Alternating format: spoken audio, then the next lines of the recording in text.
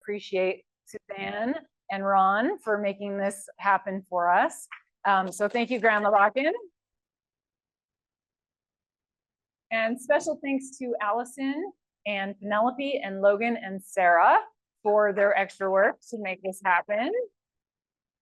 And to Kara and Alex and Allison and myself for getting that State of the Lake report done. And Shohei, who's not here tonight. And then Shohei Watanabe, who's not here tonight. I just want to ask everyone to turn their phones to vibrate if you might consider it. And hopefully you also got a chance to meet with our summer interns and see their short. I mean, it's really only been 6 weeks. This is the 7th week. Next week is their 8th week and they're done. So it's a pretty short research project. And so they're all out there and aren't going to hear that I'm saying, congratulations to our summer interns. Thank you. Great job. So I also wanted to tell you about our upcoming events. And so we have a couple other events that are coming up, and I'm trying to turn the page here. Let's see.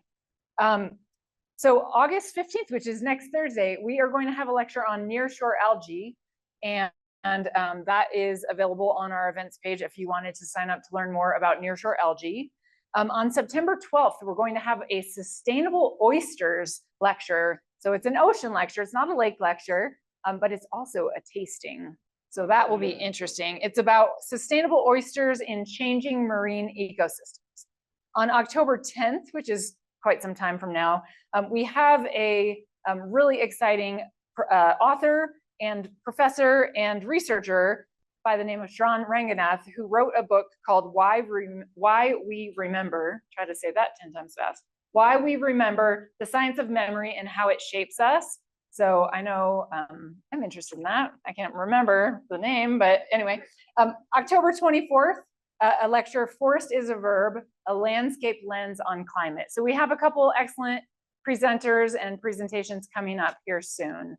So I am going to start out by introducing this evening's presenter. So let me get to those pages. Let me just pull that one page out. All right. Dr. Alex Forrest is, yes, welcome. We are so lucky to have Dr. Forrest with us, and I'm going to call you Alex from now on, if that's okay.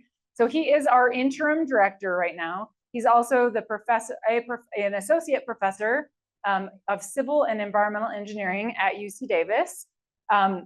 He has over 20 years experience working with autonomous underwater vehicles and autonomous robotics as data collection platforms. And so he uses these really cool AUVs and gliders to collect information in the lake, under the Antarctic ice shelves, up in the Arctic.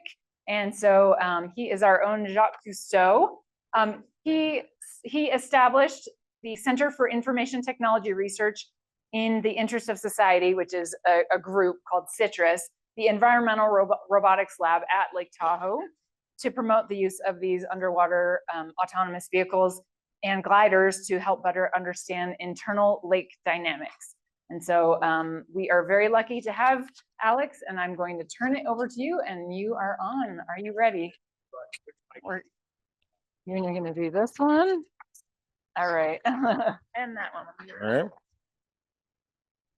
And then we're lucky enough to be joined by Monica Arienzo and Dan Segan that we'll introduce later for a broader discussion.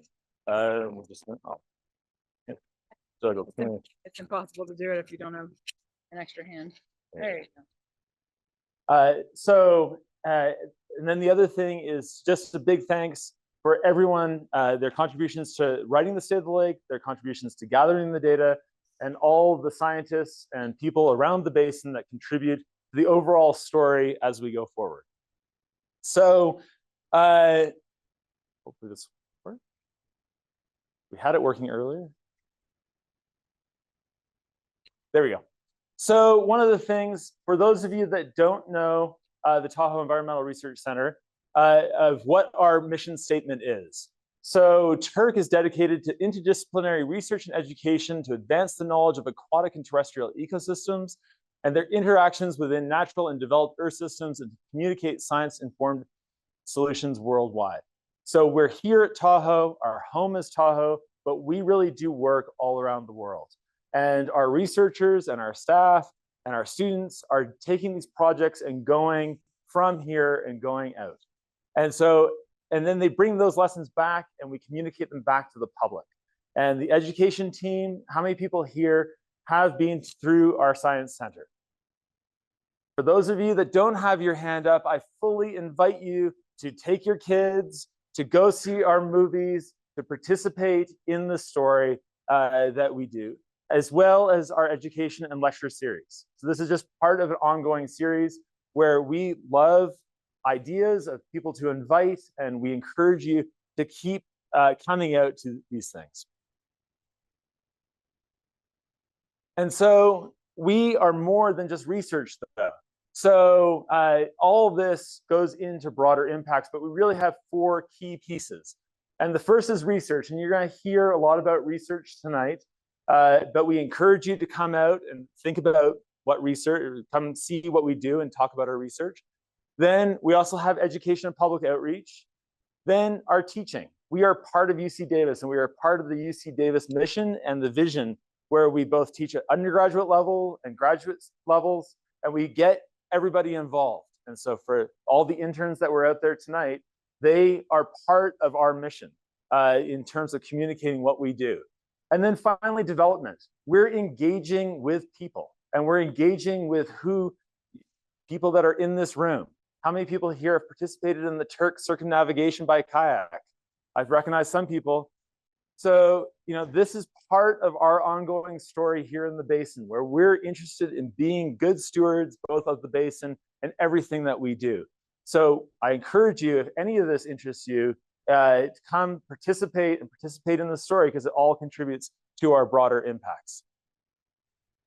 And so one of the key messages from the State of the Lake this year, and we've tried to theme it a little, which is perhaps slightly different for those keen readers of the State of the Lake. The front end has changed a little. And so one of our key messages is climate change has no borders. So climate change is affecting all of us. And today, when we're watching smoke come into the basin for the first time for the summer, or maybe the second or third time, but it's significant. And it reminds us of the Caldor fire, or the mosquito fires. This is part of our new landscape, where climate change is pushing in smoke across state boundaries, is pushing in smoke from across international boundaries. 2023 was a big year for all the Canadian smoke coming down. So these are really problems that transcend just a basin. And as magnificent as the basin is, we have to think bigger.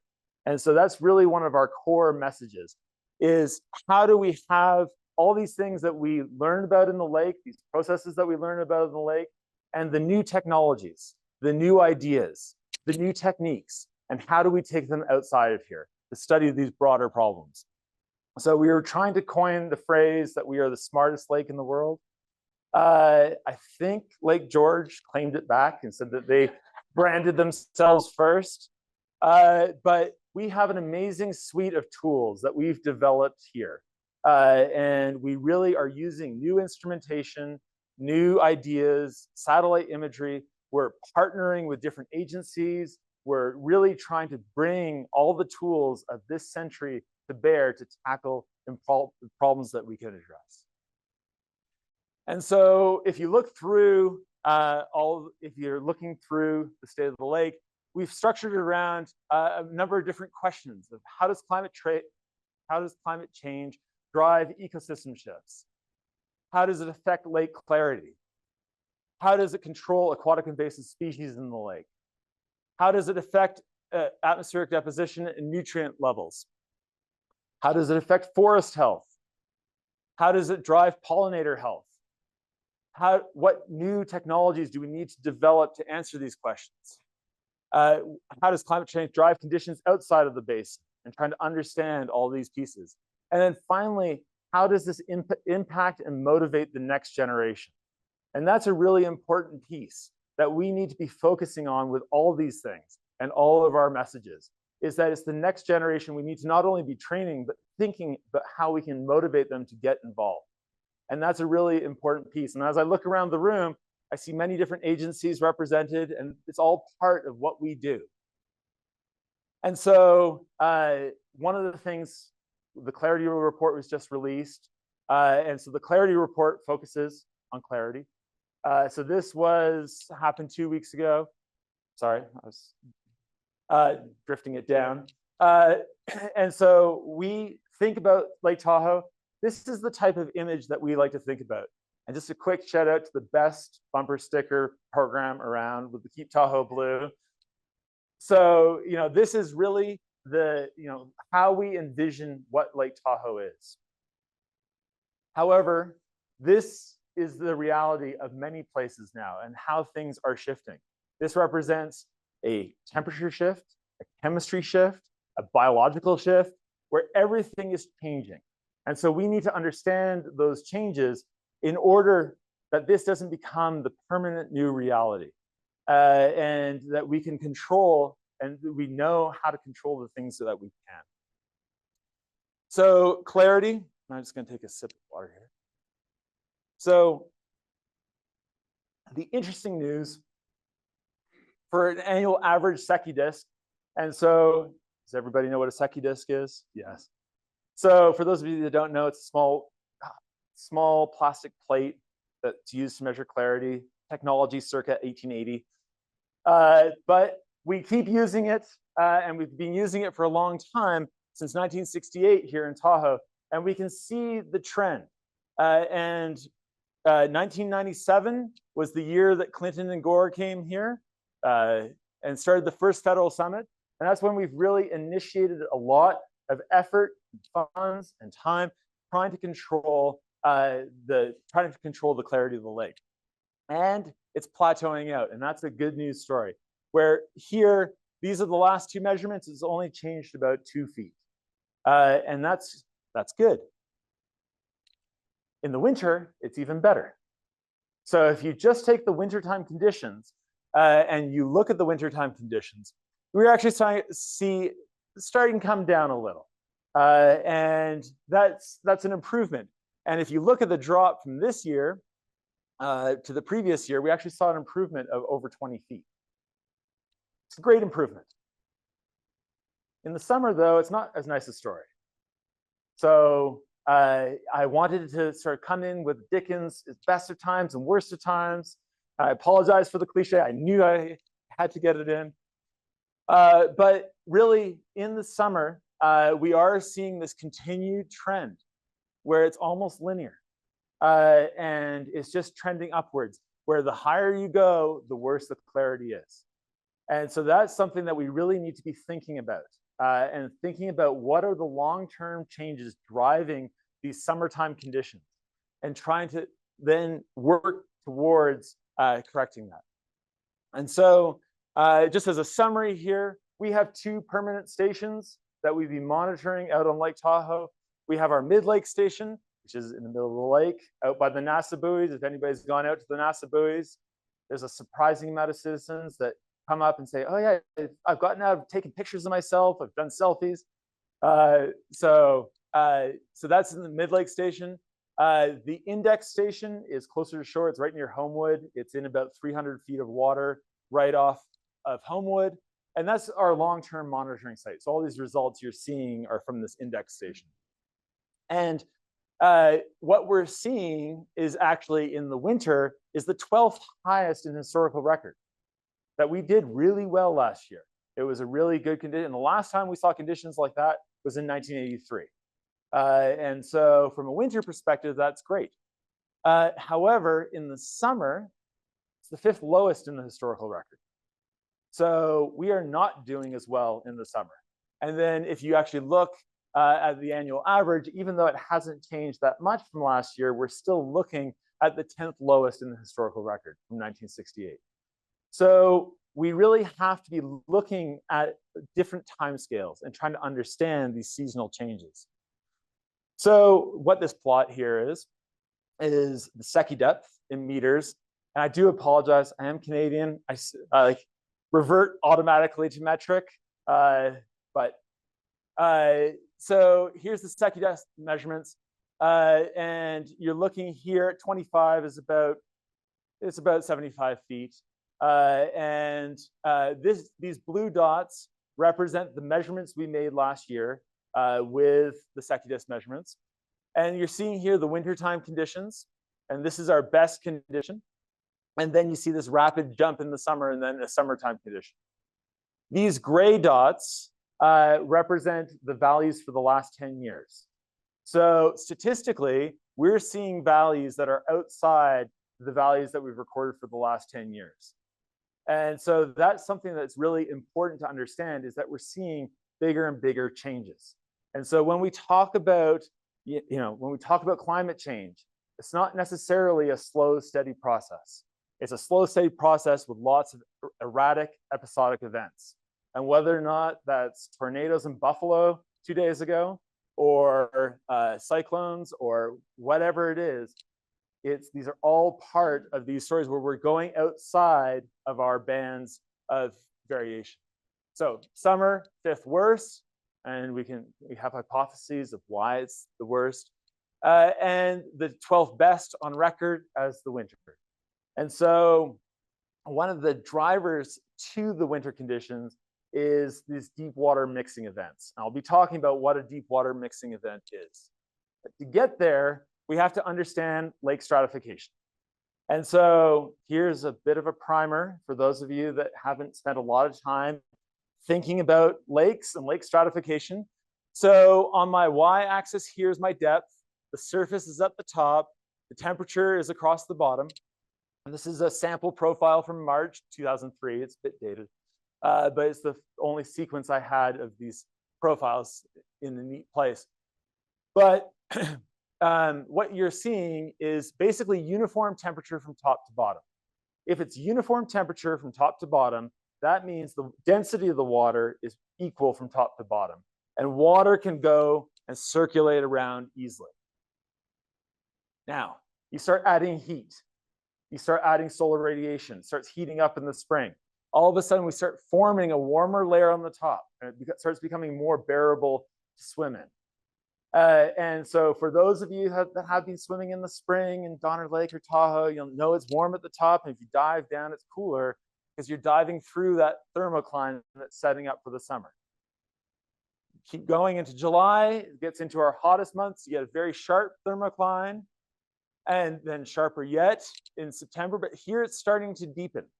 So what will happen is it will deepen and then keep deepening as it cools down again. So our lake, Lake Tahoe, goes through this annual cycle where it's well mixed from top to bottom, hopefully. And then during the summer, it stratifies, and then it loses that stratification and then becomes uniform temperature again. And then there's January and there's March again. So a nice cyclical sequence showing how the lake warms and cools. So now let's get back to the winter conditions. So we're going to be talking about winter. Our winters are changing. So this is the air temperature. So this is the maximum average air temperature going through time since 1911. And then the air temperature, the minimum air temperature in the winter, average minimum from 1911 onwards. And what we're seeing is a linear trend going up where climate change is impacting us. And it's affecting the air temperature. And then if it affects the air temperature, it affects the water temperature as well. And we can show similar records. But one of the interesting things is that we're reaching a tipping point. We're reaching this crossing point where all of a sudden the average freezing point for a year is above freezing. And this means it has severe implications on snow. Now, it also affects our stratification. So our stratification season is getting longer. So think back to our primer about lakes and warm water on the top and cold water on the bottom. When you have that, you can't bring the oxygen down, you can't bring the nutrients up because there's a barrier resisting that overturn. And so basically, we can't get these deep water mixing events during the stratification season. And here we're seeing through time that the stratification is increasing. the length of stratification season is increasing. And so that's a really important thing to understand, because the deep water mixing events that we get correspond to the storms that come in the fall and winter. And if our stratification season goes too long, and then the storm comes in during still stratified, it means we won't have those deep water events. Now, precipitation, we're seeing a relatively constant story. It's relatively flat. It is flat here. And so for the last 100 or so years, we are seeing about the same amount of precipitation. But this is the percentage that's falling as snow. So even though in 2023 was a huge year, and I think it's the second biggest on record, we are seeing more and more years where we're having big rain on snow events. We remember the big snow years, but we remember less. Who remembers, the snowfall of 2020? But everyone talks about 2019, or oh, the year of 2017, or oh, the year of 2011. But nobody remembers the off years. So we are getting more and more water that's coming in the snow. This affects the snowpack.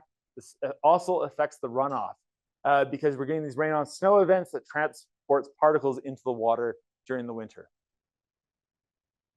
Okay, I have to be very patient with this. So, oops, not patient enough. Okay, so Lake Tahoe mixes because of wind. All lakes mix because of wind. And what we're showing here is rather than a complete overturn, we also get these partial upwellings. So remember, the lake is stratified, and basically it can essentially burp up water from underneath. And in a really big wind event, this water would completely overturn the entire water column, not just bring the water up the side. I have a 10-year-old at home, and so the analogy I oftentimes use is like, imagine yourself sitting in a bathtub and just kind of sloshing back and forth. And you can slosh water over the side periodically. It's the same thing here. We have a trap bathtub where this cold water comes up from below. Why this is important is it's not just cold, but it's also clear. So it is extremely clear because of the long residence time and the processes that are happening to keep it clear. And so then when you bring it up in the winter, when you get these big mixing events or deep water mixing events, then it makes the upper water clearer as well. So that's a really important thing to understand. It also affects the nutrients. So so again, the y-axis is depth. The top here is the surface. This is 2023. We had a deep water mixing event in 2023, right at the end of February. We have it narrowed down to about 2 or 3 days. But here you can see the nitrogen is high, so this is nitrate, and high at the bottom, low at the top. Then you get a mixing event and it remixes all the nutrients from top to bottom. And that's a really important piece for maintaining the health of the lake. It brings nutrients up, it brings oxygen down. And so in order to have a healthy lake, we need this natural process happening. So this is a good news story to have this overturn happening in 2023. And so we need to continue to try to understand, to predict when these will happen. So looking back in the record since 1968, so here's 2023, where we have a deep water mixing event where it's mixed all the way to the bottom. And then 2019, everybody remembers that ski year. And then you start looking back, here's the 2011 year. So the frequency is intermittent, it's episodic, but it's an extremely important piece of the lake health. So in 2023, we had this event happen. And this year we went through a winter where we didn't have a full depth mixing event. And so for next year's report, we'll be talking about that, because that will affect this year's clarity for the summer. So the summer and winter are tied together because of these natural convection processes that happen. So now on to the summer conditions. So I had my first 4th of July in the States this year. I can honestly say I'm probably not I'm gonna hide in my house. after being to the beach like this.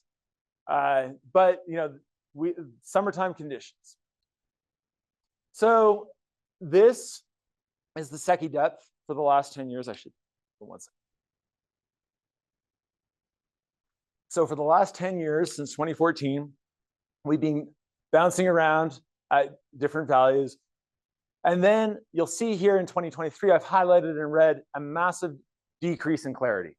It's going from that really low, a really good value in the winter to the really low value in the summer. This represents the third biggest change we've seen in the historical record. So and third biggest reference, over 100 feet difference. So there are big natural jumps. So it depends on when we go out, what time of the day we're looking in the water, where we are, the spatial variations, the time variations, the seasonal variations. These are all things that we need to be thinking about when we're looking at the lake. And then to keep a metric, I'm also going to talk in microns. So anybody know the width of a human hair in microns? No? So it's about 10 micron is about the width of a human hair. So the particles that affect the optical quality of the water are between 1 to 7 micron. We use 6.73 because that's what the instrument reports back. So we have it cut there. But what we're seeing is a huge jump in these fine particles this year in 2023. So this really contributed to the overall summer conditions. And so we started asking the questions, why are we getting such a large jump in fine particles? You'll see that the small particle concentration is actually double any of the other jumps we've seen in the last 10 years. That's a really significant thing. So we are looking at these small particles and how they contribute to the lake. And so we went to go look at Blackwood Creek. And so Blackwood Creek we chose because it's right near Homewood. It's the closest stream that we have to our index station where we're making these measurements. So we're trying to understand if Blackwood is like what the dynamics of Blackwood were to the lake. And so if you start looking at it from annual average condition, you would say, yeah, it's not that special. It's not that special a year. The huge year, that 2017 inflow, that's here, but here's kind of falls within the noise. But when we start looking a bit closer, and this is the daily measurements, discharge, so QD is discharged out of the creek, so in cubic feet per second. And what you're seeing, and these are our 3 big years, 2023, 2019, 2017, that they're much higher discharges than these other years. Now, higher discharge means there's a lot more water being transported from the watershed going into that stream. More water means more sediment being potentially eroded and carried into the stream and ultimately carried into the lake. And so we're trying to understand where these finer particles are coming from. So we looked at the turbidity. So turbidity is a measure of all the particles in the water and from fine to large. And so our FTUs are fluorescence turbidity units. So it's a metric we use to measure the turbidity. And so we're seeing here that even though we had these big spikes in other years, which can correspond to big rainfall events and big high intensity rainfall events, we saw that this year there was a really long protracted curve in the hydrograph. So that means that we're getting much more volume of particles being transported rather than a single spike. So this is something else that we're trying to understand in both the turbidity and then these fine particles back to that 1 to 7 micron. So here we have, it's not as clear a story as the turbidity, but we are having big contributions in these years to the clarity in the lake. Now, that's for 2023, but there's a longer term backdrop that's happening here. And so what we're seeing here, so again, depth, if you can make out up here, these little black triangles, that's every time one of our researchers is out in the lake collecting a profile, and they're collecting a profile that goes down, and then these white gaps are just gaps in the data, But what we're seeing overall is a shift from blue in terms of total volume concentration, which is the concentration of particles in the water, going forward to sort of more warmer yellow colors.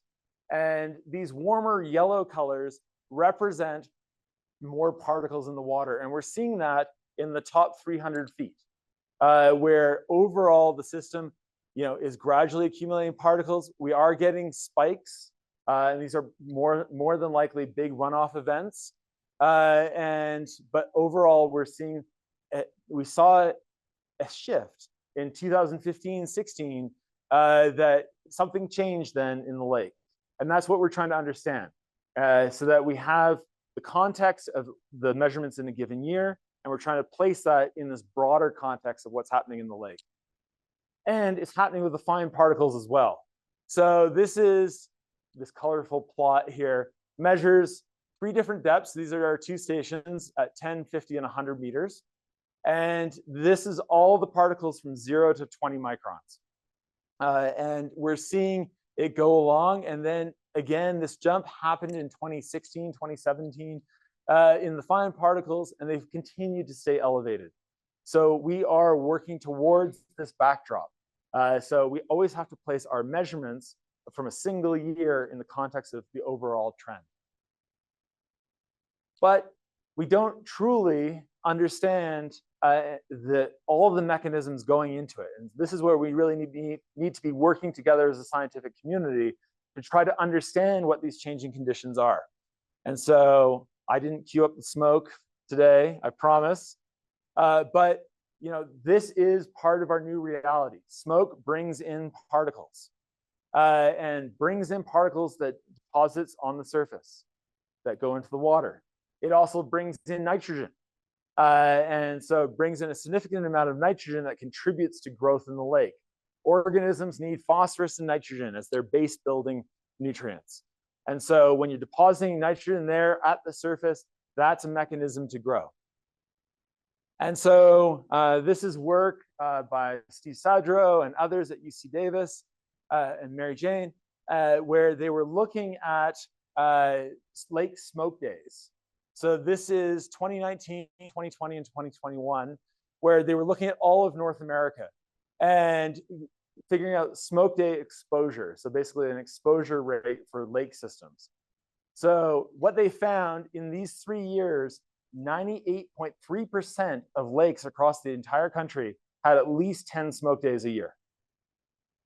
So this is becoming our new landscape, where we have to be thinking about what these long-term changes are doing.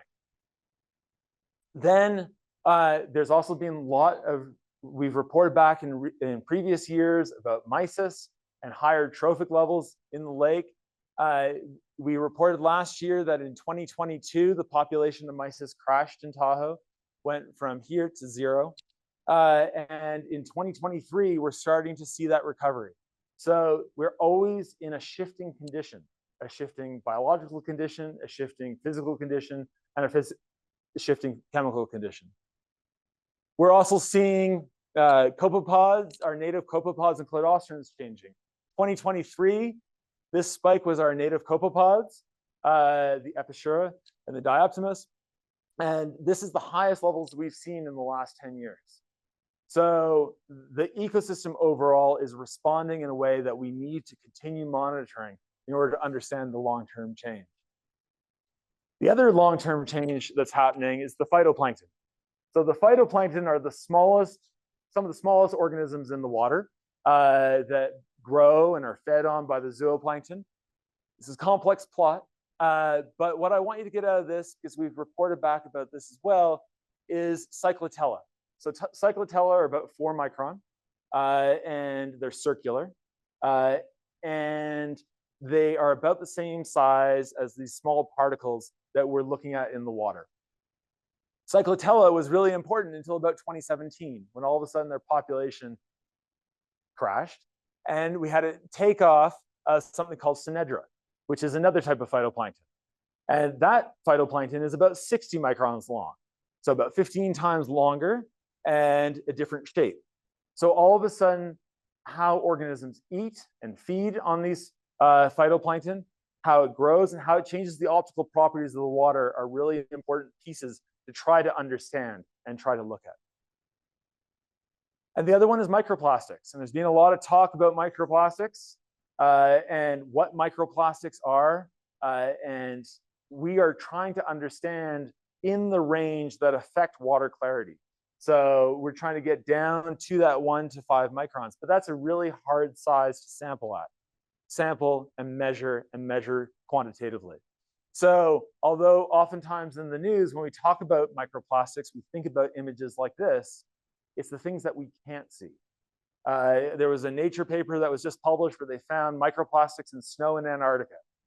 So this is part of the landscape as well. And we need to be understanding what these pieces are. And then we need to also look outside the lake.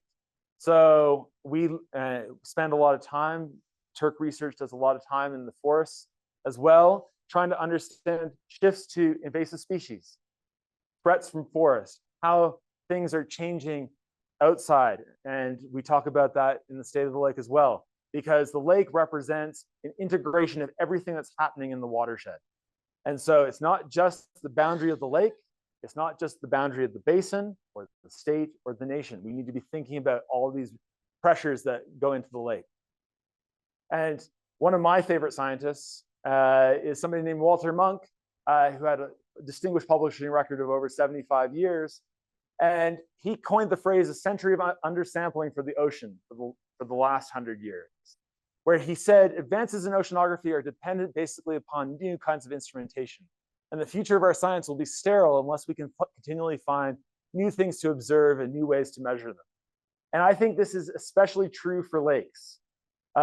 Lakes, we tend to be the poor stepchild of the ocean community. And so we need to go out and take these tools and use these tools to try to understand what's happening. And that's what we do at TERC. And whether or not it's underwater gliders like this, or exploring new techniques like eDNA, so environmental DNA, or trying to look at new techniques to measure microplastics. These are all tools that we're trying to bring in to bear to look at these different problems. But getting back to how do we impact and motivate that next generation? This is where we need to train the next generation. And show of hands, how many have been to our new annex education center in Tahoe City? All right, so for those of you that haven't, I encourage you to go. So in the visitor center in Tahoe City, we now have an annex education center to try to continue getting this message out. And we're about to open a new one in Kings Beach. And so this is part of our ongoing mission. And then to also collaborate with scientists and policymakers. Quick show of hands for somebody that's a scientist and policymaker in the room. Bob, I see you have to put up your hand. So that's one of the things that we need to do is collaborate, and then collaborate with citizen scientists. So please, we encourage you. We have developed citizen science apps, and Heather will gladly get you involved in working with them. And then engaging on a local and national level, and that's never been more important. So for those of you that were at the Catherine Hayhoe lecture in February, she had a statement there where she said, on climate, our goal isn't to have the world paralyzed by anxiety, but rather galvanized for action. And for that, we need hope, not false hope that all will be well, and it won't be if we don't act, but hope based on the conviction that if we do something, it will make a difference. If we don't feel empowered, if we don't feel that we have agency, we won't go anywhere. And so it's really important for that engagement on all levels. And so with that, I want to acknowledge all the staff, students, and people whose dedication and passion for their work makes TERC possible. And I see Scott, who's in this picture in the back, sampling during a big flood event. And then all of the agencies and all of the people and everybody that makes tonight happen, but makes the science happen in general. And so with that, I'll leave it with any questions.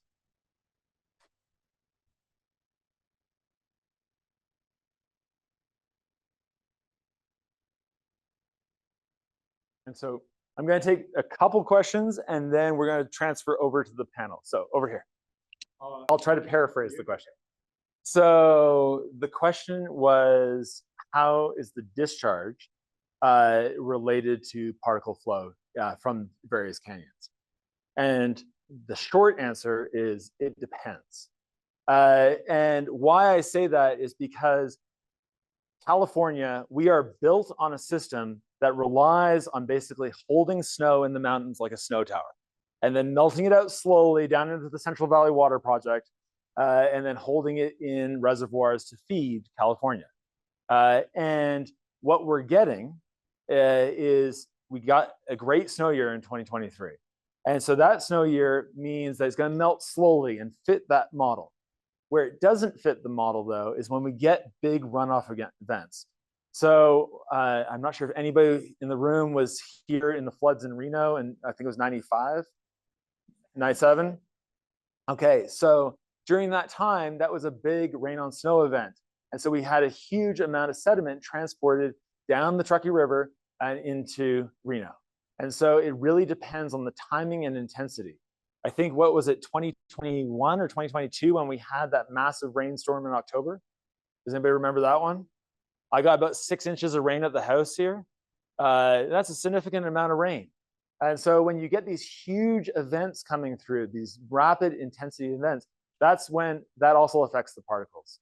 And so you sort of see this balance between discharge and when the particles are coming down. We haven't seen it directly linked to fire, which was the second part of your question, mainly because we haven't, fingers crossed, seen the watershed burn. I mean, I know there's the Angora fire and there's been other smaller fires, but in terms of a big burn event, we haven't seen that. That said, we do work in other areas, Clear Lake, for example, the Mendocino Complex fire, that burnt pretty much the entire watershed. And so all of a sudden we can start looking more at these questions of how much sediment is coming in. But the other interesting thing with fires is how much phosphorus is coming in, because fires tends to release a lot of phosphorus that gets mobilized. Over there.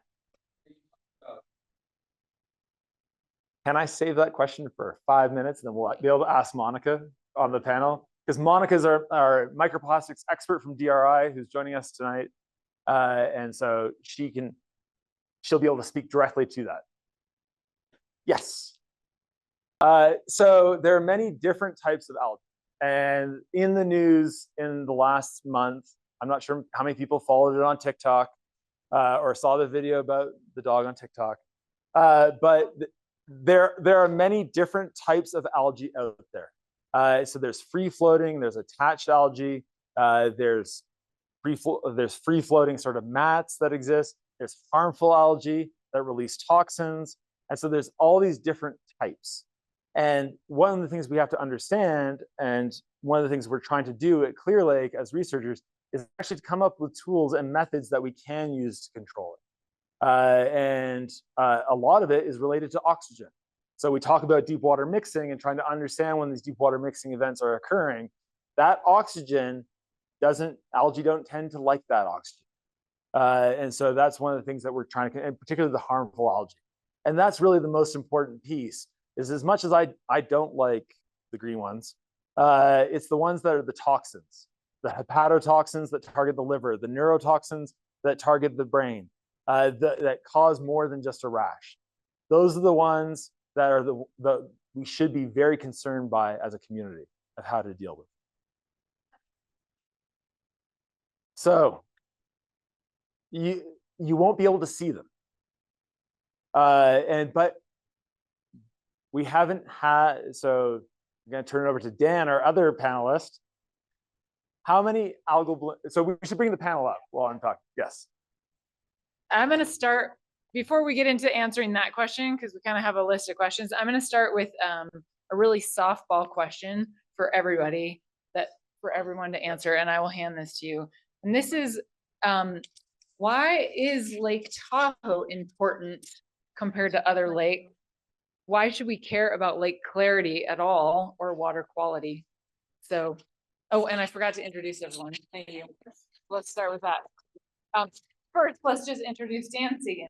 Dan Segan is the Chief Science and Policy Advisor at the Tahoe Regional Planning Agency. He has his master's degree in environmental science and management. and a background in the integration, analysis, and evaluation of technical, scientific, and environmental data to support conservation decision-making. I'm also going to introduce Kara Hollis, who is helping us out with communications right now, and I'm going to hand it over to you. And you have 2 microphones. Fancy microphones. I don't know if it's enough to introduce Monica, but we'll try. Monica Arienzo is an associate research professor at the division in the Division of Hydrologic Sciences at the Desert Research Institute.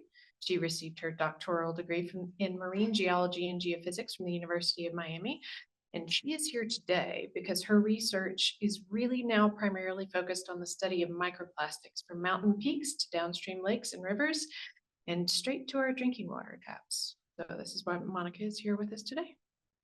Great. So starting with that softball question, and you have to use 1 microphone and the small microphone. It's gonna get weird.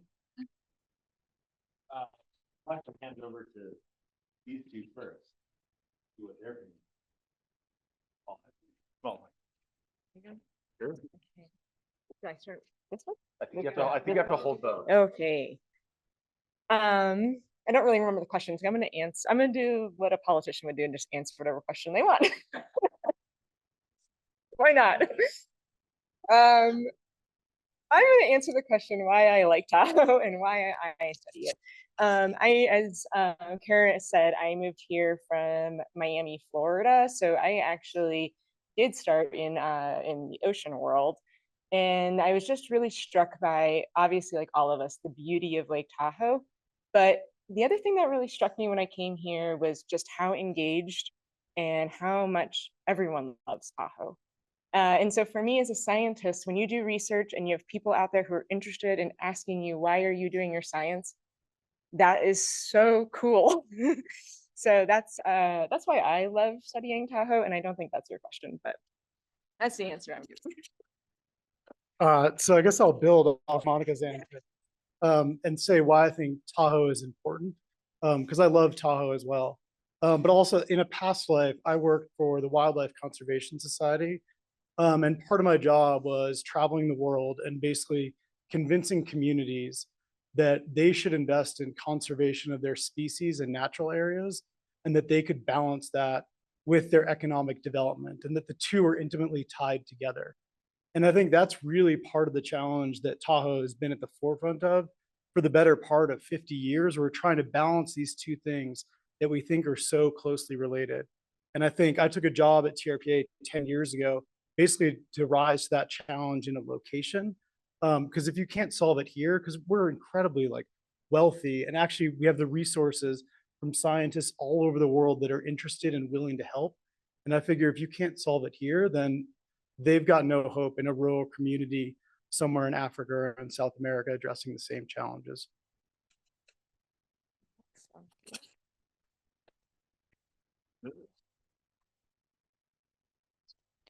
All right, well, I'm going to ask a question actually to the entire panel. We'll start with Dan and work our way down. But the question is, how is climate change influencing research and management priorities for the TRPA, but how is it influencing research at DRI? And then you kind of told us. So I think the unfortunate truth is that it's influencing and changing just about everything that we do. And we have to consider it in everything we do. And how do we incorporate the changes that we are seeing from a modified climate into our programs and policies? We've laid out a plan to address the clarity of the lake a little over just about 15 years ago now. And all of those things we're having to reevaluate because of a lot of the phenomena that Alex mentioned in his talk, from things like more intense storms to altered runoff regimes to seeing more of our precipitation come in the form of rain. And so the answer is everything that's changing around us. I look to the other 2 on stage and other people that are experts in that, and we ask the question, as we design for the next 20 years, what do we think our future is going to look like? How fast is our climate going to change? And how best do we adapt to those changes? So from a research perspective, as someone who studies microplastics, it can be a little tricky to think about what's the relationship between microplastics and climate change. But those are two actually intricately linked questions. So plastics are created from petroleum products. And so the generation of plastics is directly tied to the oil and gas industry. And so one of the things I always try to remember is that when we are talking about when we talk about microplastic research, we're talking about where are they coming from, where are they going in the environment, it's also important to remember where are they coming from, and that's those fossil fuel resources. So in my efforts to study microplastics, I often try to think about what are alternatives that we could be using that may also reduce our reliance on fossil fuels.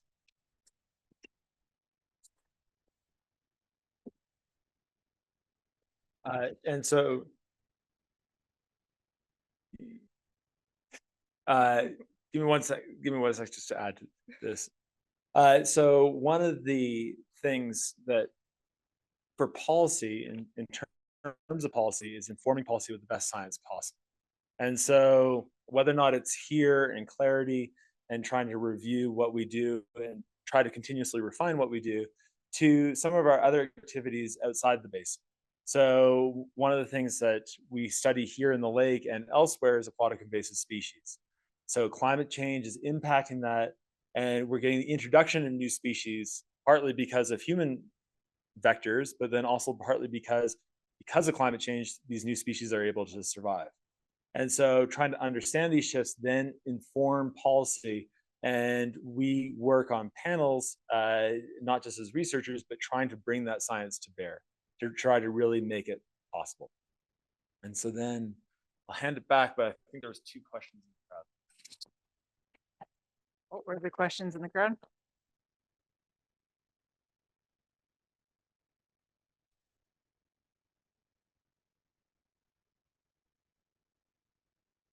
Yeah, this is a great question.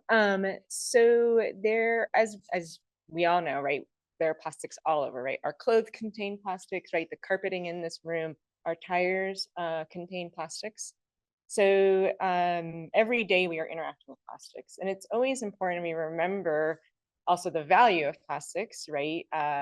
Much of modern medicine would not be possible without plastics. Much of the research I have done in the past would not be possible. The problem we have is that we treat plastics as single use, and so we dispose of them very quickly. We do not recycle plastics. So the sources of microplastics, so these tiny pieces of plastic that can range in size from the size of a pencil eraser down to the size of a bacteria.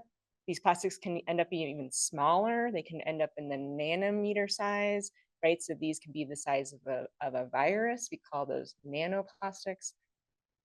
So there are obviously a lot of different sources, right? The breakdown of bigger pieces of plastic is the main source, but we do produce microplastics in the production process of making plastics.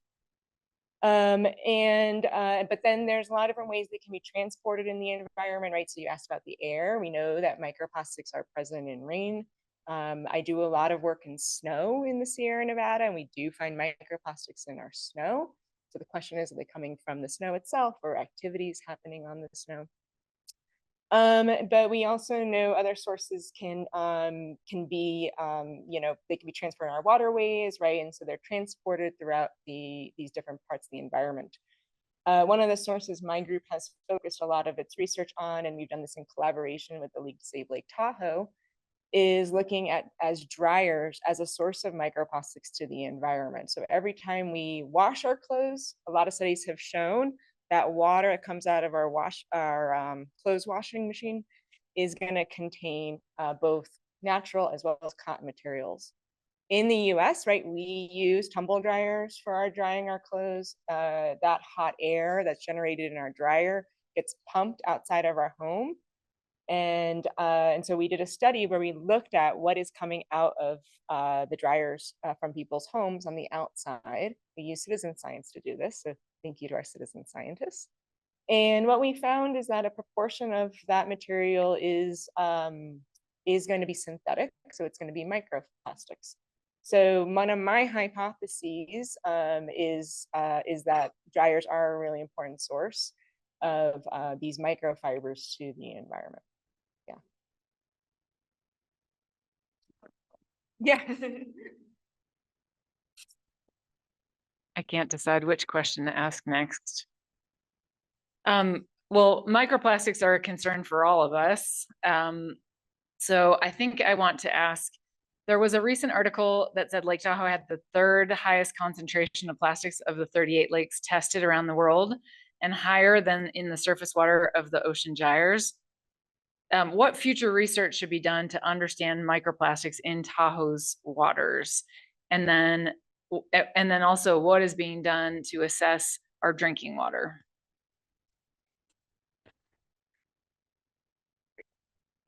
There's also questions related to in Lake Tahoe, for example, questions about the smaller plastics, right, that Alex alluded to during his presentation. So we have questions about these nanoplastics as well. And then I have a lot of questions about, if you look at depth in the lake, how do they change as we go deeper? Especially we know we have this stratification that happens. Do we see changes in depth? Also temporally, do we see that change? So there's a lot that we still need to do. And we're just scratching the surface on the question of microplastics. But I think it's going to continue to be a really interesting area of research. You guys want to add? So there we go. So one of the things to add on to that from my area is these small particles, but then also how do particles aggregate in the water? So whether or not it's removing the fine particles that we're contributing from river input or smoke, we know these particles are aggregating together, and that's partly linked to the biology in the system. And so these aggregates, these particles bond together and then travel to the bottom of the lake. And so this potentially is a way to look at carbon sequestration, where carbon is being transported down, but it's also a way where we're transporting plastics into the bottom of the lake. And so trying to understand this mechanism on all range of sizes is, I think, a really important piece to the story as well.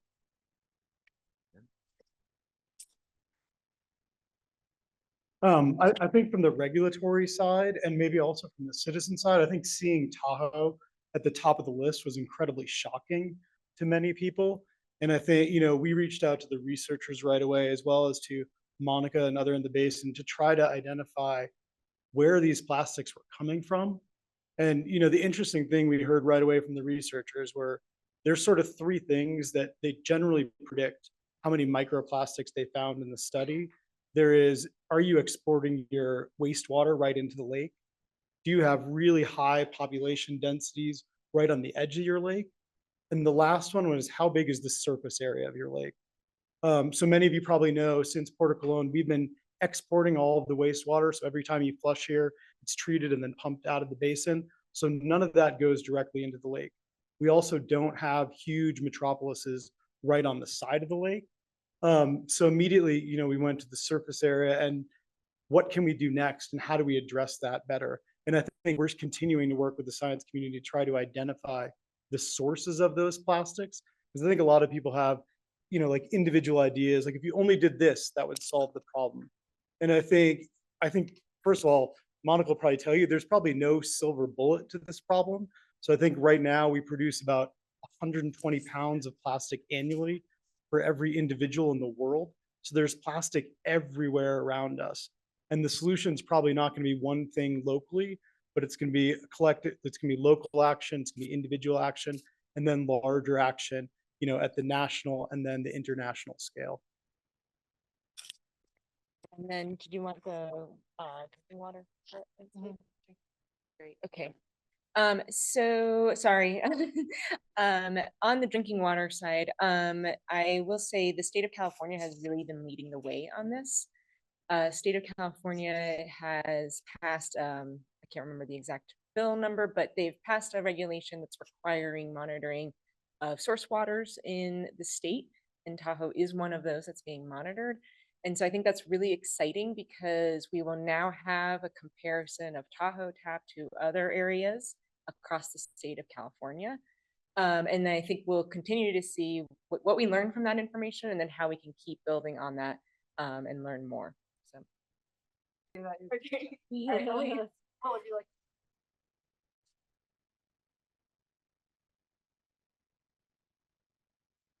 So I just want to say regarding the harmful algal bloom question, August 15th, which is next Thursday, there's going to be a lecture with Adrienne Smits, who is our algae researcher, and she is an expert in algae. And so I would like to defer that. You can join by Zoom or in person, and that's next Thursday. So I just want to defer that question because I think we want to get to something different here, which Sunnyside. I know what I'm answering the first question first, and then then there wasn't really a question for the second one because what I want to ask is, could TRPA institute a single-use plastic water bottle ban in the Tahoe Basin? And a show of hands of who would support something like that.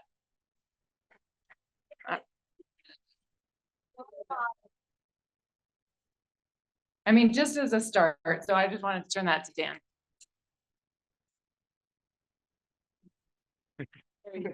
Should I ask for the show of hands again, just to see where we were?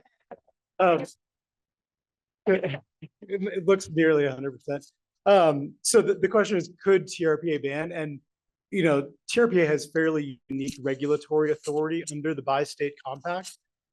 So yes, it could ban single-use plastics or something of that nature. I think in practice, what we have learned as an agency is that almost everything we do is done in cooperation with local jurisdictions and state and federal partners. So while we do have broad jurisdiction to make rules, enforcing those rules really requires partnerships with the local agencies. You probably know TRPA does not have a police force that walks around the region. And so a lot of, yeah, I don't know that many other people are saying too bad. But you know, we do really rely on our partners for a lot of that enforcement. And in order to make regulation like that have its impact, it really is about bringing along a coalition and ensuring that there's collective buy-in to those solutions so that we can actually make them lasting and not just, you know, a paper solution. Is there another? Got it. If I could just add to it, one of the things as a non-American, Americans don't like rules. don't like being told what to do. So one of the things that we need to do is on an individual basis. We need to be making these choices so that it's not being regulated from above. We need to be choosing and making the choices that we want for ourselves.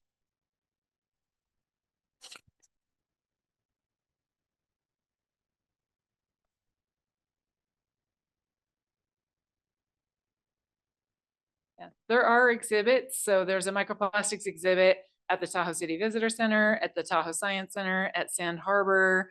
There are microplastics interpretive panels, I think at the Myers boat inspection. So, I mean, we are trying to get the word out. There's the whole Take Care Tahoe campaign, the whole Drink Tahoe Tap campaign to try to inform people that that single-use plastic water bottles potentially, can I say this? I'm gonna ask you the question. How about I do it that way? There's another question. Yes.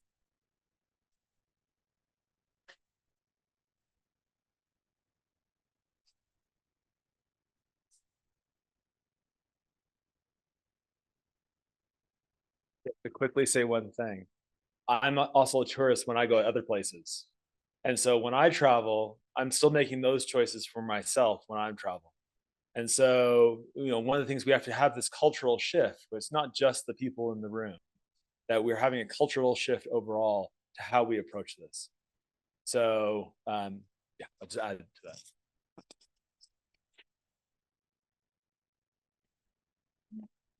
I know this is a great balancing act. Well, then this is a great topic then to bring this question to Dan.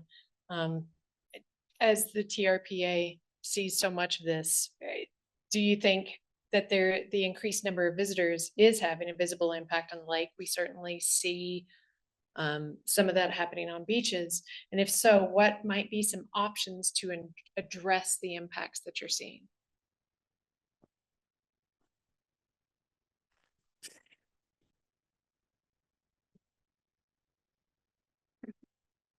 So the question was about increase in tourism and what we can do about it. And I think I always like to start talks or explanations of tourism at Tahoe by saying that tourism here is different. And when we say increased tourists, it's fundamentally different than what we're talking about in other places. So places like New York City, Las Vegas, Paris, they measure tourism by the number of hotel and BHR rooms they sell. And Tahoe has great records of that going back 25 or 30 years. But if you look at those, they don't tell the story that we're hearing, that tourism has increased radically here. So tourism by heads and beds or number of hotel rooms rented peaked around 2000 when the casinos were still booming in our region. And we had a gradual decline through the Great Recession. It gradually picked back up, and the highest number of visitors, as they're traditionally defined, we experienced in 2018, 2019, roughly about the same volume. We had a decline during COVID. Then we had 22, we're almost rebounded. 23, we're down 4 or 5% from where we were last year. And so I think people always say, that's weird. But I think part of the reason tourism is different here is because we define, so there's residents, people that live here first time, you declare your residence. And then we have over 50% of our homes are second homes here. And if I'm speaking from my experience, so those are people on my street, often long-term homeowners who have been coming to Tahoe for 20 years, long before I moved here. And if you ask them, are you a tourist? None of them would answer yes. And what we did see during COVID, not because we're tracking everything you do on your cell phone, but we've been forced to explore different ways of measuring the volume of people that are here. And so we've been looking at some of the big database approaches. And so if you looked at traditional tourism numbers during COVID, you would have seen that we went down from 13 or 14 million annually right before and right after to under 9 million. So we had this massive decline during COVID. But you'll also remember that it was illegal to rent a VHR for a while. The hotels were closed. So we had this dramatic reduction. But what we see, and what you probably felt if you were living here, was that we had an influx of second homeowners who are spending longer and longer periods here. And we can see that in the data. And I think, I think I've gone to the State of the Lake maybe 10 times now. And invariably normally Jeff finishes the talk, but after Alex did this year, they say, well, we know tourism peaks in the summer. Clarity is it's worst in the summer. It must be all the tourists. And I mean, I'll defer to Alex, but I don't think there's a one-to-one relationship like that. But it doesn't mean that there's nothing we can do about it. The audience member in the back referenced Zephyr Cove last year, and I think it got tons of headlines. There was, I think it was 8,000 or 9,000 pounds of trash on the beach on July 5th, 2023. And it was clearly identified as a problem by the partnership. And this year there was less than 25% of that on the beach. So the partnership collectively came together through better messaging, through better infrastructure, and through setting expectations for people, and addressed the problem. And I think that's sort of the model for, as we identify individual impacts that we're seeing, that we can collectively come together and address those.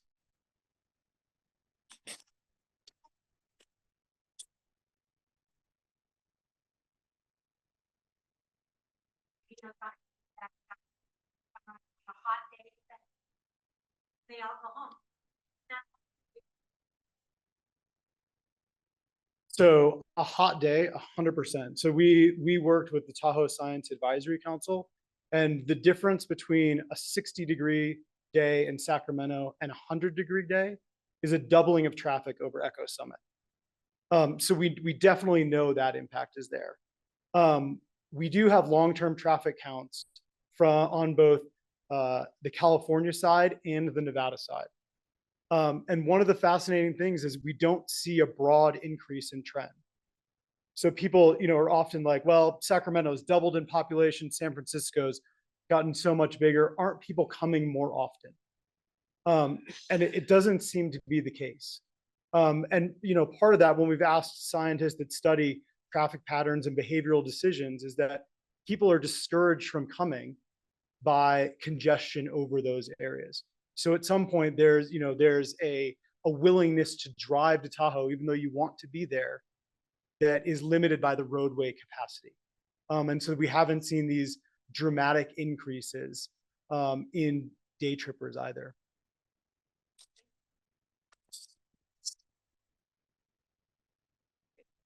Audience question? Yes. Yep. Yep.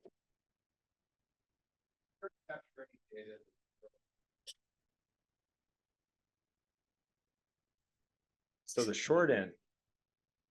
To paraphrase your question, does TERC monitor lake levels and relate it to erosional patterns that contribute to sediment in the water column? Is that a good paraphrasing? So the short answer is no. The longer answer is we do monitor lake level and we monitor how that's controlled. But we don't directly link that to erosional processes. One of the things that we do is try to understand smaller scale processes, but most of our work around water level is looking at basically high water years and how that corresponds to big influx years. But it's certainly a question worth investigating further.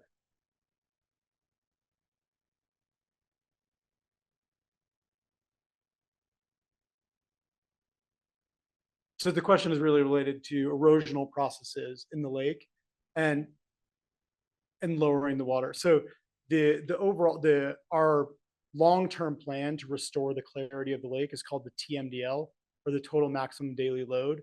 And the first step of developing that TMDL was estimating the fraction of these fine particles that are in our lake that come from individual sources. And so the entire region was divided up into things like the uplands, which is our Hyatt forest, we call them the urban areas, the shore zone, our streams. And the percentage that was estimated to come from shoreline erosion processes was about 4% during that period, or during that time. And there was a fairly significant scientific investment in generating that estimate.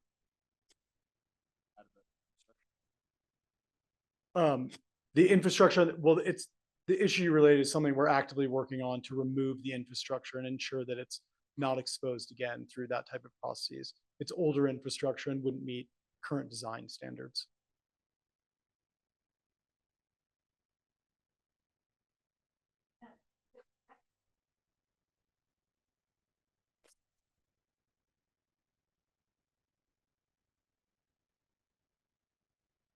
Okay, so the question was about compostable plastics and the impact on the body, but also the environment.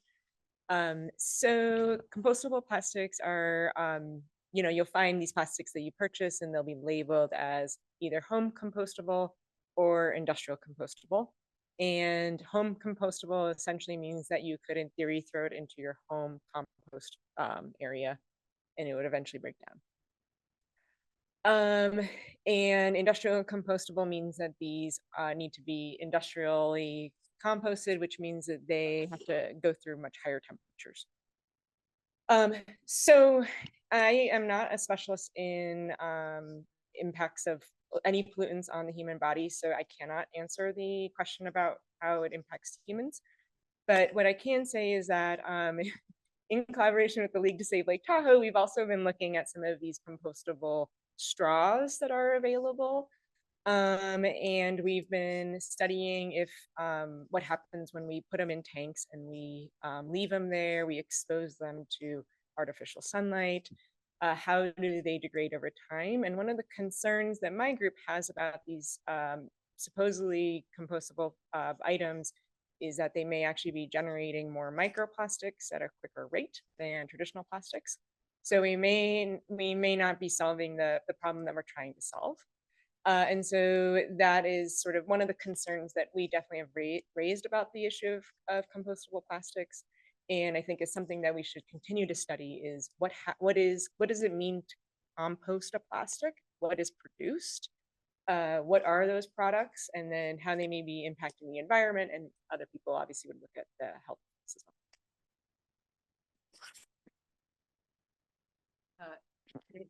It's 7:30, so I want to say that I think we want to thank you, unless you have any last statements that you really want to share with the crowd.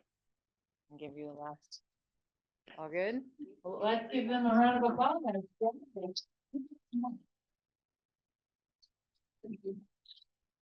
you so much. Great. All right, thank you all for coming out. If you are interested in algae, nearshore algae, she's not going to be speaking directly about harmful algal blooms, but we'll have answers for you next Thursday at Sunnyside, August 15th. And you can find it on tahoe.ucdavis.edu/events. Pardon? Oh, you can find a copy of the State of the Lake report on our website, tahoe.ucdavis.edu/state of the lake. You are welcome to check that out and print it for yourself and take a look.